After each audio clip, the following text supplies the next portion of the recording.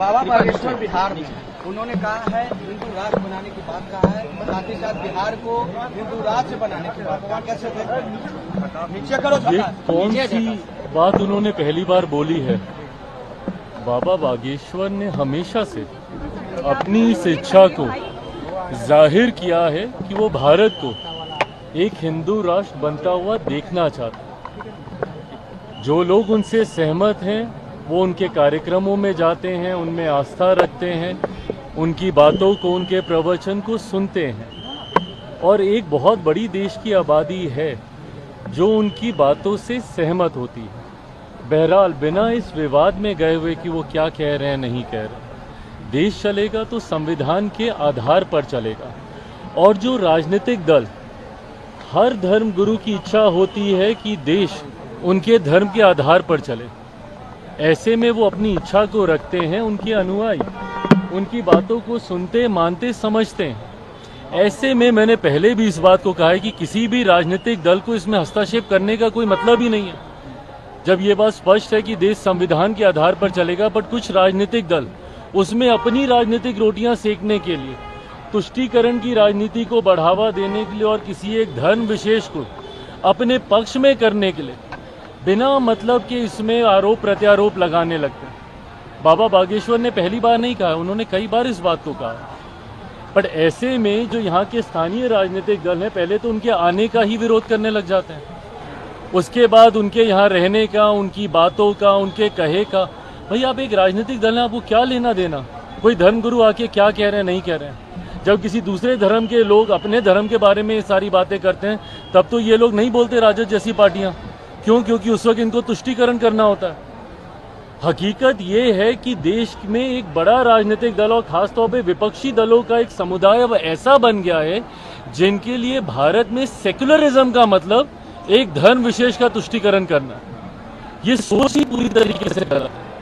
राजनीतिक दलों को अपनी टिप्पणी सिर्फ राजनीतिक आधार पर ही रखनी चाहिए और सिर्फ सरकार की नीतियों के आधार पर करनी चाहिए।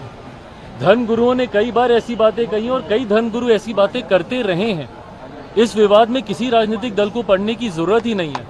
राजद के पास अगर इतना ही समय है तो फिर वो भी अपनी एक धर्मशाला अलग से खोल लें। फिर क्यों वो किसी एक राजनीतिक संगठन का हिस्सा बने हुए हैं? अगर उनको टिप्पणी करनी है, करें ना भैया, बिहार में हमारी सरकार को लेकर, करें देश में हमारी सरकार को लेकर। पर इस तरीके की बातें कर कर राज्य में सिर्फ धार्मिक असंतुलन बनाने का प्रयास जो राजद के द्वारा किया जाता है वो कतई उचित नहीं है। भाजपा के विधायक हम बोल देते हैं, भाजपा के विधायक हम ही नहीं भाग रहे हैं एक एक करके। भाजपा के विधायक, बीजेपी के विधायक हरिभूषण ठाकुर बचौल, उन्होंने मुस्लिम समाज को लेकर हिदायत दी है कि फ्राइडे को होली पड़ रही है तो वो घर में ही रहे और घर में रहकर ही अपनी नमाज अदा करें। लेकिन तेजस्वी यादव ने कहा किसी की बाप की बिहार नहीं। हम देख लेंगे। देखिए ये भाषा जो बोल रहे हैं कि बिहार किसी के बाप का नहीं है, तकलीफ तो इसी बात की है कि कुछ लोग और कुछ दल इस बात को समझते हैं कि शायद उन्हीं के ही घर का ये बिहार है। ये गलत है ये सारी बातें। देखिए हर धर्म को और खास तौर पर हिंदू त्योहार का तो मतलब ही यही रहा है कि हर कोई मिलजुल कर इन त्योहारों को मनाता रहा है। हम लोगों ने दशकों तक गंगा जमुनी तहजीब का उदाहरण देने का हम लोगों ने काम किया। और होली जैसा त्यौहार तो खास तौर पे एक ऐसा त्यौहार है जहां पे तमाम गिले शिकवे भूलकर हर कोई एक साथ मिलकर त्यौहार मनाता है। ऐसे में जो भाजपा के विधायक भी कह रहे हैं उसके पीछे की सोच भी यही है कि हर कोई मिलजुल कर मनाए। किसी को तकलीफ है तो भाई अपना आगे पीछे सोचे, बट उसमें पुनः उसका इंटरप्रिटेशन गलत तरीके से निकाल कर जो राजद के लोग हैं वो जो धार्मिक असंतुलन फैलाने का प्रयास करते हैं, तुष्टीकरण का प्रयास करते हैं, ये गलत है। चुनाव नजदीक है और ऐसे में कांग्रेस जो है वो पद यात्रा निकालने वाली है, पलायन रोको पद यात्रा। अच्छा बताइए, पलायन रोको पद यात्रा, पलायन शुरू किसके समय में हुआ था? पलायन की जननी कौन सा राजनीतिक दल रहा है? 90 का वो दशक ही रहा है ना जिसको जंगल राज के तौर पे जाना जाता था।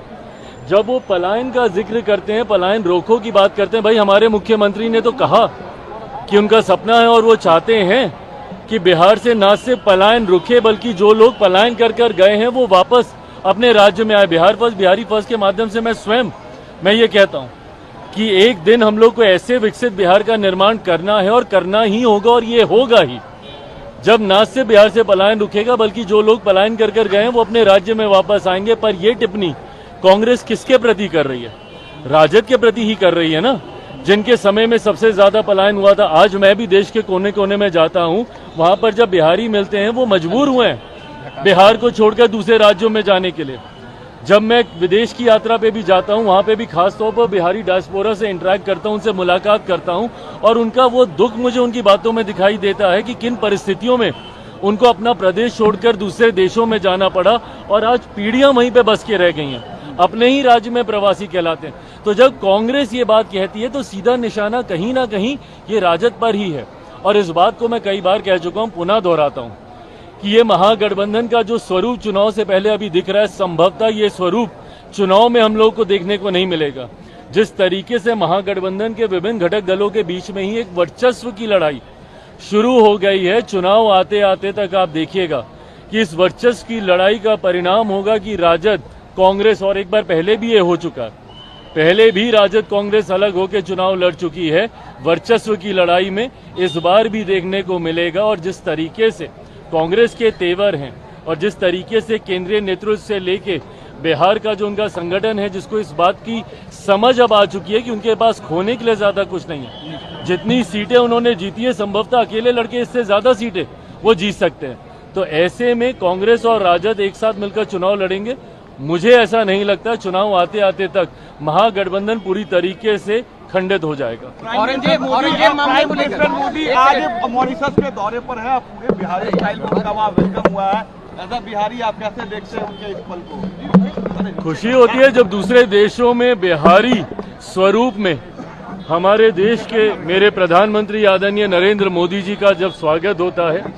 मॉरिशस एक ऐसा देश है जहाँ पे बड़ी आबादी बिहारियों की है, और ऐसे में जब हम लोगों की परंपरा से उनका स्वागत वहां पे किया जाता है, प्रधानमंत्री जी वहां के एक राष्ट्रीय कार्यक्रम में बतौर मुख्य अतिथि के तौर पर वहां पर सम्मिलित होने गए हैं, और मैं मानता हूं कि हम सब के लिए, देशवासियों के लिए और खास तौर पर बिहारियों के लिए ये गर्व का क्षण है। औरंगजेब मामले को लेकर क्या कहेंगे? कई विधायक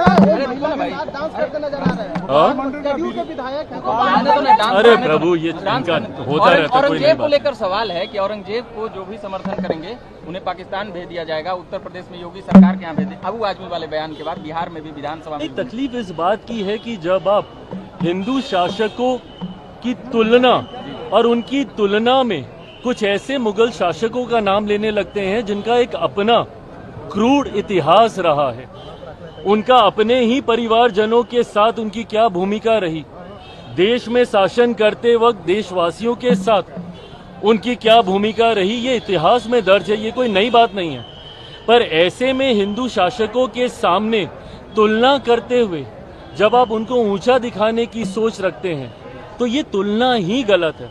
हर किसी का शासनकाल एक अलग परिप्रेक्ष्य में रहा है, सही गलत डिबेटेबल हो सकता है, पर जब आप हिंदू शासकों से उनकी तुलना करके उनको बेहतर बताने का जब आप प्रयास करते हैं और पुनः तुष्टीकरण की राजनीति की सोच के साथ एक धर्म विशेष को आप खुश करने का प्रयास करते हैं, इसके मैं विरोध में हूं।